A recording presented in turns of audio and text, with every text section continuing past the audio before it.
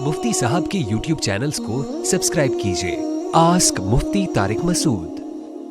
रूहानी वज़ाइफ की क्या हकीकत है? मुबीन अली हैदराबाद से। रूहानी वज़ाइफ की क्या हकीकत है? हमारे वालिद साहब इसे बहुत पाबंदी से करते हैं और चिल्ला भी करते हैं। हमें इसकी किस कदर पाबंदी करनी चाहिए? वालिद साहब को ये चिल्ला विल्ला छुड़ा दें। मैं आपको दावे से कहता हूँ इससे दिमाग ख़राब हो जाता है। अल्लाह ताला आपके वालिद की सेहत की हिफाजत फरमाए। इन चीज़ों में बहुत नुकसान होता है।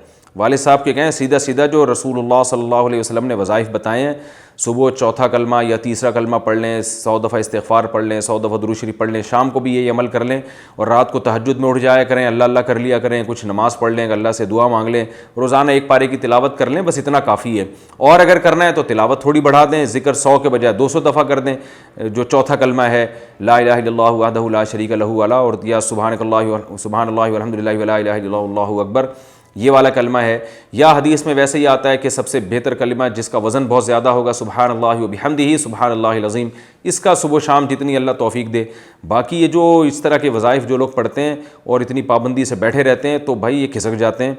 हमें सीधा सीधा शरीयत को फॉलो करना है जैसे अल्लाह उसके रसूल ने बताया। कोई काम अटका हुआ है तो अल्लाह से दुआ मांगे, बस अल्लाह ताला वो काम इंशाअल्लाह पूरा कर देगा।